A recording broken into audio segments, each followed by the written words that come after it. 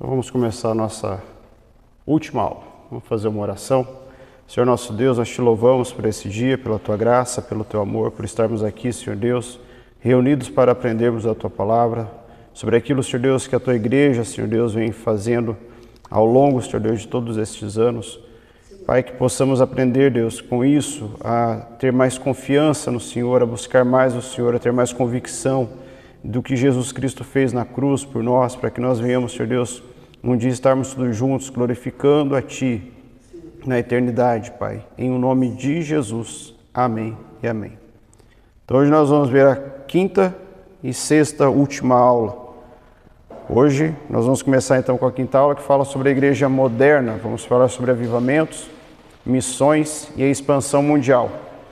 E para a gente entender questão de tempo, é entre 1648 até 1900. Vai ficar um pouquinho pequena a letra ali, mas os objetivos para a gente entender isso é entender o contexto histórico, a questão dos movimentos espirituais que houveram, questão do avivamento, missões e desafios que a igreja teve nesse período, entre 1648 até 1900. E aqui onde que a gente está dentro numa linha de tempo, a gente começou com a igreja primitiva, no ano 30 depois de Cristo, depois nós vimos a igreja imperial, 313 depois de Cristo, 476 ali a gente começou a ver a igreja medieval. A última aula que nós tivemos, a gente falou sobre a igreja da Reforma Protestante, Lutero, 1517. Aí hoje nós vamos entrar em 1648 com a igreja moderna e depois lá a partir de 1900 com a igreja contemporânea. O que aconteceu com o mundo depois da Reforma, depois que Martinho Lutero foi até a igreja e colocou as 95 teses e ali ele confrontou aquilo que estava acontecendo na igreja. Com o fim dessas guerras religiosas e a consolidação da confissão cristã, o mundo do século XVII,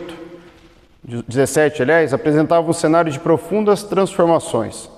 A Reforma Protestante, ela fez o quê? Ela fragmentou a cristandade ocidental. Enquanto havia apenas uma igreja, havia apenas um tipo de fé, apenas uma liturgia, apenas um líder religioso, ele chega e tem essa divisão, essa cisão da igreja. Por um lado a gente fica com a igreja católica, do outro lado a igreja protestante. E esses fragmentos eles foram se espalhando. Então a gente tem ali as nações europeias buscando uma nova ordem política e espiritual, porque quando Martinho Lutero chega e fala, olha, não está certo o que está acontecendo e tem essa ruptura, é como se aconteceu isso de fato, cada um para um lado e eles ficaram agora. Agora a gente tem que se estruturar novamente para que a gente possa chegar a um consenso e entender o que vai acontecer. Então a gente tem o protestantismo consolidado, a gente tem o catolicismo e a contra-reforma, porque eles foram contra aquilo que Martinho Lutero estava fazendo. Eles não eram a favor da reforma que estava tendo dentro da igreja, então eles têm o Concílio de Trento, tem a Ordem dos Jesuítas, que a gente tem até hoje, uma delas foi a que veio para o Brasil e houve a evangelização quando houve a descoberta do Brasil. Renovação interna e a expansão missionária católica, ela se propagou.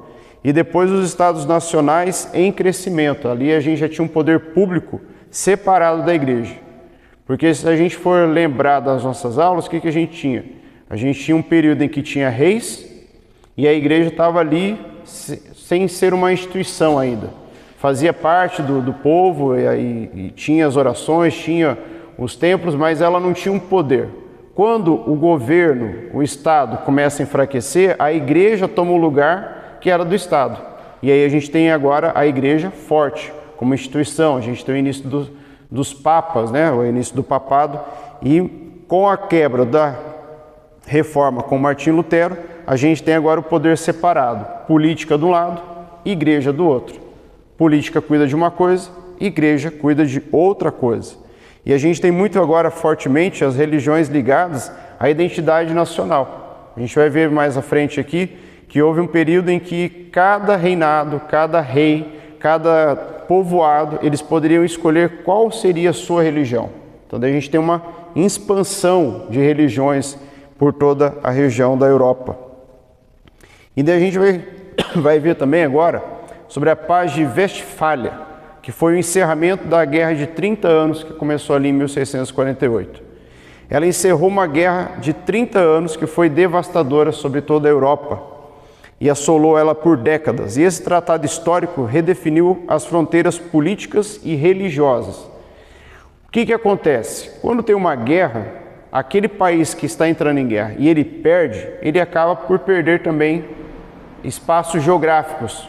Enquanto ele poderia ter ali, vamos colocar modo de exemplo, ele tinha 100 mil hectares, mas ele perdeu a guerra, agora ele reduziu, ele foi para 50 mil hectares. Então, dentro do mapa, aquele país perde o formato dele. E isso vem acontecendo no decorrer dos anos. Principais consequências da Paz de Westfália: fim da guerra religiosa na Europa, consolidação do protestantismo. Agora, o protestantismo não era apenas uma ruptura que houve lá com Martinho Lutero, agora ele tem consolidado ali a forma de pensar, a forma de agir. A igreja é protestante e agora tem as igrejas firmadas, e a gente tem uma nova configuração política da Europa, porque até então nós tínhamos reinados, nós tínhamos os reis, os monarcas. Agora a gente começa também a ter dentro da Europa não apenas a monarquia, mas a gente vai ter ali o parlamentarismo, a gente vai ter outras formas de governo dentro. E o príncipe de cuius regio, eius religio, confirmado e ampliado, aqui o texto que ele colocou, ele disse assim, com esse fim da Guerra dos 30 anos, cada príncipe determina a religião do seu território. Então, se você quer que a sua região aqui, ele tenha o protestantismo como religião, você que vai determinar. Você quer que a sua região seja católica, você que vai determinar. Cada príncipe agora vai escolher qual vai ser a sua religião para o seu reinado. Porque com isso, se a gente for olhar de forma ampla, a gente consegue ter uma tranquilidade, porque cada um faz o que bem entender. Eu quero que o meu seja protestante, eu quero que o outro seja católico. Cada um tinha ali as suas escolhas com relação ao fim da Guerra dos 30 anos. E nós temos o início dos puritanos.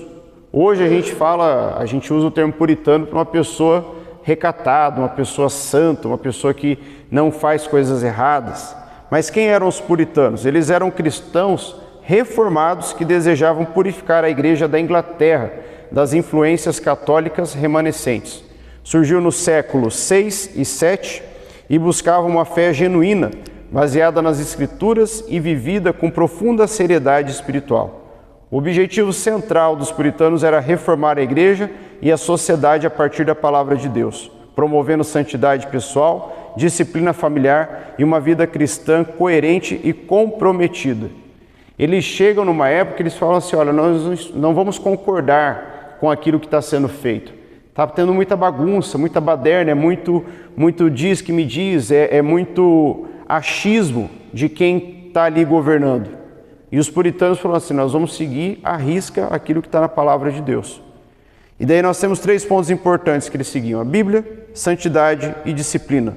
Bíblia como autoridade suprema. O que está escrito na Bíblia é o que vale e ponto final. Santidade, busca pela vida santa e separada do mundo em todos os aspectos. Então eles não participavam das festas do mundo, eles não participavam das cantigas, eles não participavam do meio político, eles eram separados, porque eles entendiam o quê? Se a gente continuar colocando as coisas que tem no mundo com as coisas da igreja, a gente vai pecar, a gente vai fazer com que a igreja venha a perder a sua figura, e aí a gente vai ficar tudo numa bagunça. Então, mundo para cá, igreja para cá. Quem quiser ir para o mundo, vai para o mundo. Quem quiser vir para a igreja, vem com a gente. E questão da disciplina, ordem espiritual, familiar e comunitária, fundamentados nas Escrituras. Tudo o que eles precisavam fazer era em cima da palavra de Deus. Quais são as características da puritanas? Os pilares, são 4. Escrituras, baseadas na Bíblia. Oração constante, não era uma questão assim, nós vamos orar só quando tiver culto. Eles oravam todos os dias, eles buscavam estar na presença de Deus todos os dias. E isso era ensinado para os filhos, para todo mundo, porque eles também faziam o quê? Culto e família, cultos domésticos. Eles não se reuniam apenas num espaço grande com todo mundo. Nós vamos ter os cultos familiares. E com esses cultos familiares a gente consegue fortalecer a identidade da igreja. E um quarto pilar, santidade, uma prática, mortificação do pecado e uma vida íntegra e disciplinada. Nós temos um dos personagens importantes dos puritanos, que é John Owen. Quais são as suas principais contribuições? Santificação, a obra do Espírito Santo na vida do crente, o Espírito Santo, que é a obra e presença do Consolador, e a mortificação do pecado, batalha espiritual diária. E uma frase bem emblemática de John Owen mate o pecado ou ele matará você. Ele pregava basicamente isso. Ou você mata o pecado ou ele mata você. E se a gente for analisar no nosso dia, ou a gente mata o pecado ou ele nos mata. A gente tem que buscar essa santidade a partir da vida de Jesus Cristo. E ele já tinha esse entendimento através das Escrituras. Outro personagem é Richard Baxter, foi um pastor e reformado puritano. Ele viveu entre 1615 e 1691. 3 pontos importantes da vida dele: cuidado pastoral, discipulado e visitação. Ele já tinha aquela questão assim: eu tenho um povo para cuidar, então eu vou visitá-los nas suas casas, eu vou fazer discipulados, o que hoje a gente chama de células ou grupos pequenos, aquilo que a gente faz durante a semana. Ele já trabalhava com isso. E na sua obra, O Pastor Reformado, ele permanece até hoje como um dos maiores clássicos sobre o ministério pastoral, que desafia pastores a cuidar de cada membro do rebanho com dedicação e amor. Ele estava basicamente dizendo assim: você vai ser pastor? Você tem que entender que você não vai apenas pregar, você não vai apenas ficar falando, mas você vai visitar todos os seus discipulados. E você vai lá discipular eles, você vai ensinar. Eles estão passando fome, você vai providenciar comida. Está passando necessidade, você vai providenciar aquilo que eles precisam para ter uma vida agradável. Outro personagem bastante importante é John Bunyan, e ele é autor puritano, e uma das suas obras mais conhecidas é O Peregrino. Não sei se alguém de vocês aqui já leu, eu já li ele, e é um texto maravilhoso, porque ele traz de uma forma bastante lúdica aquilo que o cristão vive e sofre para poder chegar até a santidade do Senhor Jesus, para chegar na sua caminhada final até a coroa que Jesus está aguardando para todos aqueles que permanecerem fiéis até o fim. Na prisão foi que ele escreveu essa obra-prima, que é uma alegoria espiritual sobre a jornada da alma cristã em direção à cidade celestial. E aqui tem um detalhe importante: depois da Bíblia, esse é o segundo livro mais vendido e lido no mundo. O primeiro livro que nós temos hoje no mundo, ainda não teve nenhum outro livro que bateu, é a Bíblia, tanto quanto mais vendido, quanto mais lido. E o segundo, hoje, ainda, é o de John Bunyan, que se chama O Peregrino. Qual foi o legado puritano? O puritanismo deixou marcas profundas. E ali nós temos daí as 3 divisões da igreja: os batistas, os presbiterianos e os reformados. Quando a gente olha para essas 3 divisões, a gente pensa assim: mas esse monte de igreja que a gente tem hoje? Quando você começa a analisar igreja por igreja, todas elas vieram ou de uma igreja batista, ou de uma igreja presbiteriana, ou de uma igreja de reformados. O que são os batistas? ênfase na conversão pessoal, autoridade das Escrituras e vida santa como marca da verdadeira fé. Qual que é uma característica dos presbiterianos? Herança direta da teologia reformada, culto regrado pela palavra e um governo presbiterial. E os reformados trabalham muito com a doutrina da graça, soberania de Deus e a santificação como base da vida cristã. Tanto que quando a gente começa a estudar essa parte, a gente vê que eles saíram da Europa e foram se espalhando por todo o mundo. E ali a gente tem uma grande influência sobre a igreja dos Estados Unidos, que vem de batistas e presbiterianos. E aí nós vamos para o pietismo. E quando foi que ele surgiu? Surgiu na Alemanha, no século VII, como uma reação à ortodoxia protestante, que havia se tornado fria e formalista. Então a gente consegue entender, no decorrer da história, que o homem foi tentando moldar, foi tentando fazer com que a igreja funcionasse. Mas em algum momento alguém olhava e falava assim, mas isso aqui está muito enrijecido, isso aqui está muito engessado, isso aqui está ficando frio, isso aqui está perdendo a essência de Deus, isso aqui não está de acordo com aquilo que foi colocado na palavra de Deus. E aí vem o pietismo e coloca o quê? As igrejas mantinham a doutrina correta, mas faltava vida espiritual genuína e transformação pessoal nos fiéis. Então o que estava acontecendo naquela época? A igreja vinha, colocava a palavra de Deus, realizava os cultos, realizava toda a liturgia. Mas os fiéis, eles não seguiam na mesma frequência. Eles olhavam para aquilo e falavam assim, bom, a igreja está fazendo isso?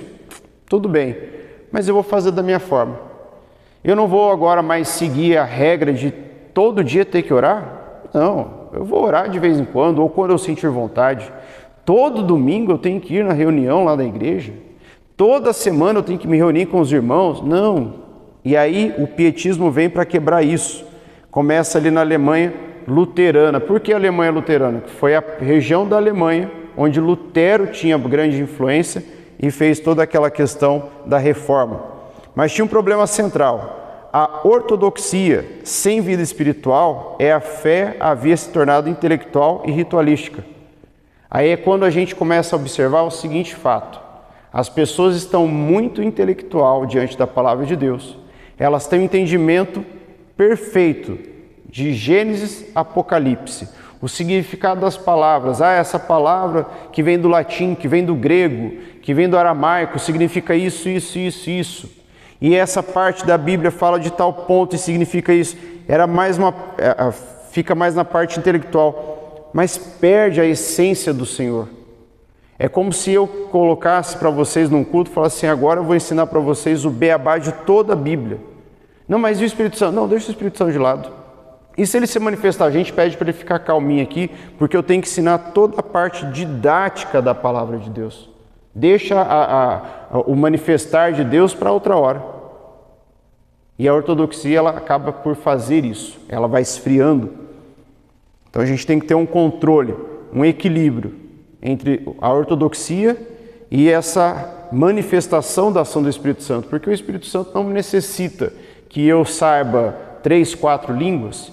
O Espírito Santo não necessita que eu saiba o significado das palavras no original, no latim, no aramaico, no grego, no francês, aonde quer que tenha sido. Ele não necessita disso para que ele possa agir sobre a minha vida. Quem que foi o pai do pietismo? Philip Jacob Spener. Ele viveu entre 1635 e 1705. Ele foi um teólogo luterano alemão considerado o fundador do pietismo. E por que ele fundou o pietismo? Porque ele estava insatisfeito com a frieza espiritual que havia dentro da igreja luterana. Quando a gente observa hoje, algumas pessoas dizem assim, mas quando eu vou numa igreja luterana, quando eu vou numa igreja presbiteriana, parece que eu estou numa igreja católica, não tem movimentação, tem até aquelas piadinhas, eles não batem palma. Eu lembro que tinha um pastor que fazia uma piada que ele dizia o seguinte, que um irmão morreu e chegou no céu e alguém disse para ele, você pode agora procurar a igreja que você vai entrar aqui no céu, porque no céu temos igrejas separadas. E aí ele foi caminhando, ele dizia, aquela igreja ali é dos presbiterianos, por isso que eles estão fazendo tal coisa. Aquela igreja ali é dos assembleanos, aquela ali.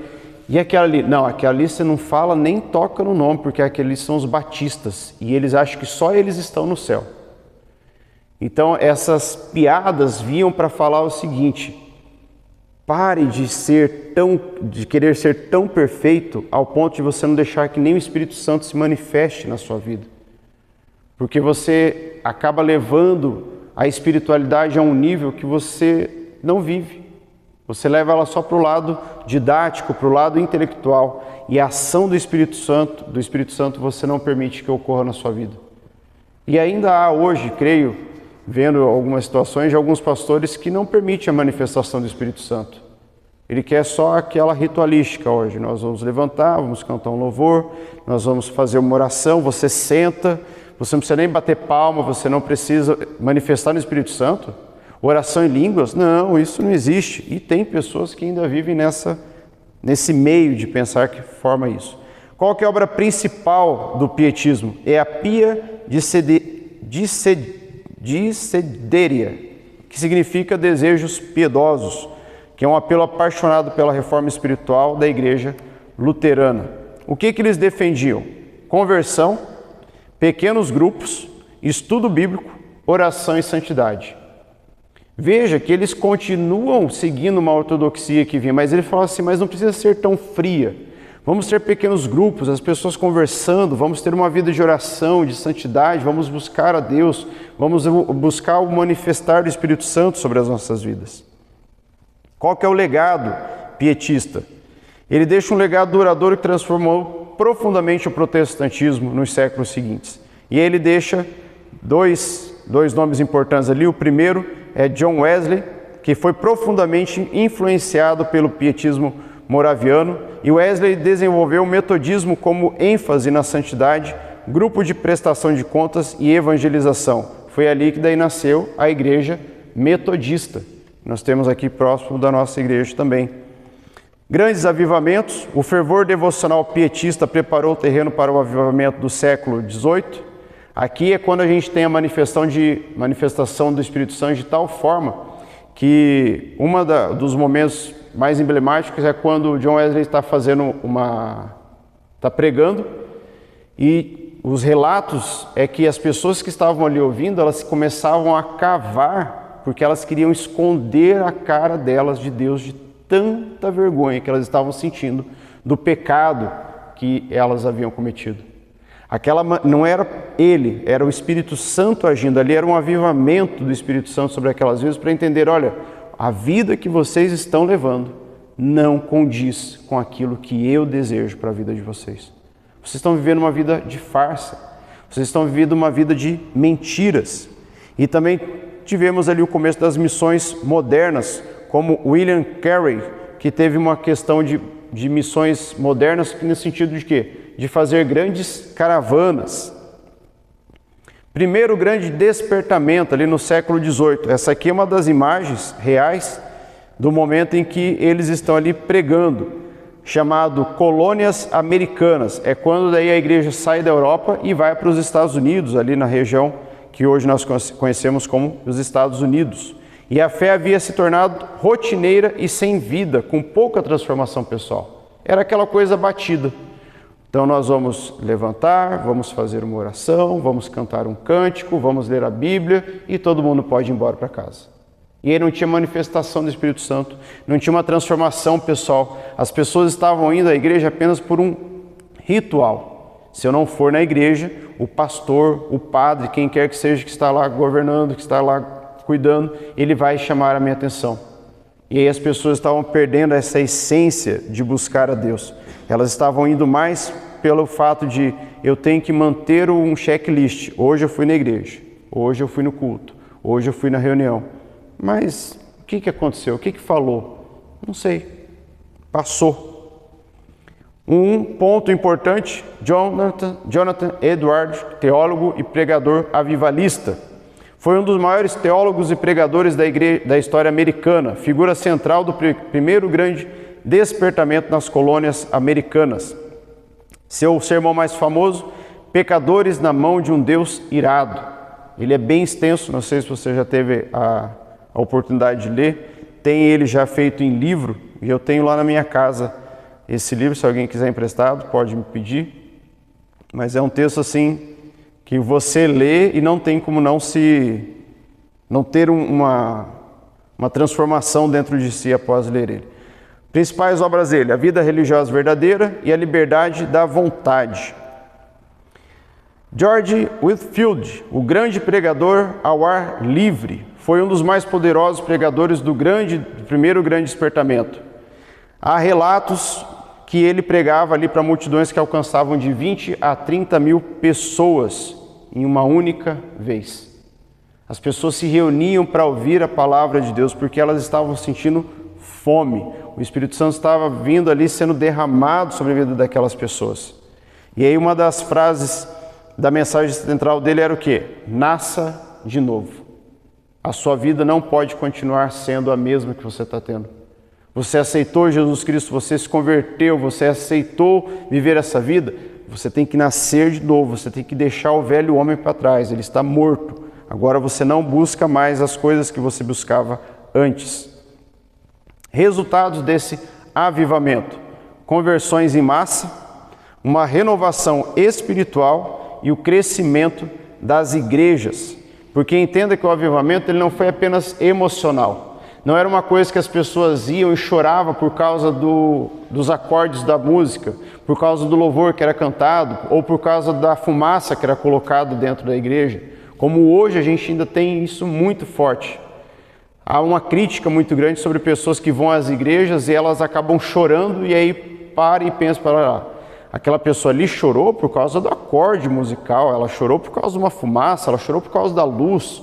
E há uma crítica muito grande sobre isso, de pastores e pastoras hoje falando que as igrejas estão trabalhando de uma forma que elas consigam atingir a mente da pessoa, mas não o espírito da pessoa.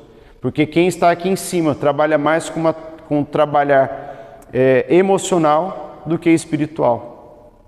E aí por isso que muitas pessoas dizem que nós vamos ver um grande avivamento, porque a igreja está caminhando, fazendo as mesmas coisas daquele caminho anterior, onde surgiu o grande avivamento. John Wesley, pastor, evangelista e organizador, nasceu na Inglaterra e foi ordenado pastor anglicano, tornando-se o principal fundador do metodismo. E como evangelista incansável, ele percorreu mais de 400 mil quilômetros a cavalo. É muito. 400 mil quilômetros só a cavalo para poder levar a palavra de Deus para onde tinha que ser levado. Pregou para mais de 40 mil sermões ao longo de sua vida, alcançando as classes trabalhadoras e os pobres com a mensagem da graça de Deus. Foi pastor, evangelista e organizador. Aldersgate, 1738. Ali foi um momento decisivo na vida de John Wesley. Em 24 de maio de 1938, John Wesley participou de uma reunião em Aldersgate Street, Londres, e enquanto ouvia a leitura do prefácio de Lutero, as epístolas de Romano, algo transformador aconteceu em seu coração. Esse momento marcou o início de um ministério que mudaria a história do cristianismo. E ali uma frase dele mesmo: meu coração foi estranhamente aquecido, senti que confiava em Cristo, somente em Cristo, para a minha salvação. E ali então nasce um movimento através da vida de John Wesley. Qual que foi o método? Pequenos grupos, prestação de contas, que era o quê? Um exame de consciência, responsabilidade mútua e vida santa. Olha, pastor, eu fiz tal coisa e não estava legal, eu fiz errado, eu pequei nesse sentido, eu errei nesse ponto, eu menti. Era uma prestação de contas que as pessoas tinham com seus pastores, como se fosse a confissão daquilo que havia de errado. Havia também um discipulado e ali a origem do metodismo, ou igreja metodista, como nós conhecemos hoje. ênfases de Wesleyanas, os pilares do metodismo. Trabalhou com conversão, santidade, discipulado e evangelização. Nós temos aí um outro personagem bastante importante que é o pai das missões modernas, chamado William Carey. Ele foi um pastor batista inglês que se tornou pioneiro nas missões modernas. E uma frase muito grande dele era: espere grandes coisas de Deus, empreenda grandes coisas para Deus. A visão dele era o seguinte: se você vai esperar grandes coisas de Deus, faça grandes coisas para Deus. Não espere que Deus vá trabalhar de forma grande e você vai ficar apenas sentado. Se você quer um grande avivamento, faça um mover do Espírito Santo. Tenha uma vida de santidade e busque fazer algo grandioso para que Deus possa vir e fazer as suas grandes coisas sobre a face da terra. E quais são as perguntas de Carey que ele coloca como pai da missão moderna? Se a grande comissão continua válida, por que não estamos indo? Ele disse isso lá em 1792, porque daí ele lia o que estava escrito lá nos evangelhos sobre a grande comissão, quando Jesus, após sua morte e ressurreição, ele fala para os seus discípulos: ide por toda a terra e fazei discípulos. E ele pensa assim: mas espera lá, se a grande comissão está viva, se a palavra de Deus é viva, se a palavra de Deus continua eficaz, por que é que nós não estamos indo? E essa pergunta desafiou toda a geração de cristãos e deu início a um grande século missionário. Então entenda que a grande comissão, irmãos, ela não é uma opção. Eu vou ver se eu vou ser evangelista lá na rua de casa, no trabalho, eu vou ver se eu vou falar de Jesus. Não, mas é um chamado de toda a igreja para toda a geração. A grande comissão ela não está reservada apenas para quem um dia foi consagrado pastor ou para quem é um evangelista ali na rua, com uma caixinha de som, que entrega um panfleto. É para cada uma das pessoas que aceitaram Jesus como seu único e verdadeiro Senhor e Salvador. Independente do que você faça, independente de onde você vá, você deve levar a palavra de Deus, você deve levar a sua vida em santidade para que as pessoas se aproximem de Deus. Aí nós temos um ponto bem importante que ocorreu na Índia, que foi a obra missionária de William Carey. Ele dedicou mais de 40 anos ao serviço missionário na Índia. E o seu trabalho foi marcado por uma abordagem integral do Evangelho que unia o anúncio da mensagem cristã com o desenvolvimento humano e cultural. Ele trabalhou muito com a tradução bíblica, porque a Bíblia até então ela era escrita em grego, era escrita em latim, aí traduziram para o alemão. Quando ele vai para a Índia, que a gente tem ali uma diversidade e um número muito grande de dialetos, ele consegue levar a tradução da Bíblia para a língua que era falada nas regiões onde ele estava na Índia. E quando ele leva essa tradução, ele consegue propagar a leitura da palavra de Deus para aquele povo. Trabalha com uma educação, tanto que ele formou ali universidades e também colégios, para que as pessoas pudessem estudar e assim ele formar novos líderes, porque ele entendia que um dia ele não estaria mais ali, mas ele tinha que formar alguém que ficasse no lugar dele. E também trabalhou com a evangelização sobre aldeias, cidades, entre diferentes castas e povos da Índia, porque na Índia nós temos a questão das castas. E uma coisa muito interessante é que se você nasceu pobre na Índia, você não tem como se tornar uma pessoa rica.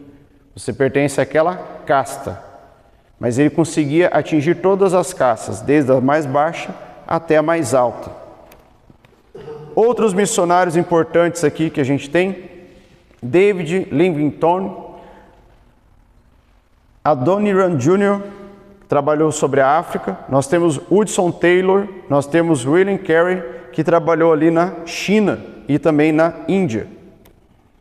Grande século missionário, século XIX, foi chamado de o grande século missionário e nunca antes na história da igreja tantos missionários partiram para terras distantes com o evangelho de Cristo. Então ali nós conseguimos atingir a África, a Ásia e a América Latina, que é onde nós vivemos. Aí tudo isso dentro do século XIX. Desafios da modernidade, o iluminismo, racionalismo, o liberalismo teológico e a secularização. O que é o iluminismo? Razão acima da fé. É a minha razão que vale. Fé, eu não posso provar, porque a minha fé é minha. Como que eu vou provar a minha fé para vocês? Como eu vou provar para vocês que eu creio em um homem que viveu há mais de 2.000 e poucos anos atrás, que morreu e que ressuscitou? E que está vivo ao lado de Deus e é o Filho de Deus, como que eu vou provar a minha fé para vocês? E aí entra o iluminismo. Se eu não consigo provar, isso não existe. É a razão. Então, razão é o quê? Se tem alguém aqui e eu consigo ver, eu consigo provar aquilo de forma eficaz, isso vale muito. Mas isso é um desafio da modernidade, que ocorreu lá no século XIX e o finalzinho do século XVIII ali, século XIX. O racionalismo, que era o quê? Um ceticismo bíblico, negação dos milagres. Jesus andou sobre as águas, transformou água em vinho, curou leprosos, cegos, surdos, mancos, ressuscitou pessoas, ressuscitou um homem que estava morto há 4 dias, que é a história de Lázaro, que nós temos na Bíblia. Não creio nisso. O liberalismo teológico, crítica histórica, negação da Bíblia e um relativismo doutrinário. Aquilo que é relativo funciona da seguinte forma: aquilo que é certo para mim não é certo para você, então você segue a sua vida e eu vou seguir a minha. E a secularização, que foi o afastamento da igreja uma religião privatizada, só fica aqui quem é realmente da elite, quem tem conhecimento, quem tem uma boa vida, quem tem renome sobre toda a sociedade. E aqui, para fechar a nossa aula, daí a gente vai partir para a próxima aula, que já é a nossa última aula. A gente então tem o puritanismo, que é a santidade, o pietismo, que é a devoção, avivamento, renovação, metodismo, discipulado, missões, aí a gente entra na evangelização mundial. E uma aplicação prática como pergunta: o que a igreja atual pode aprender com esses movimentos históricos que nós tivemos lá no passado? Falei muito rápido? Vou pedir a senhora dar um pause aqui, dona Rosa, que daí eu começo a sexta aula. Isso.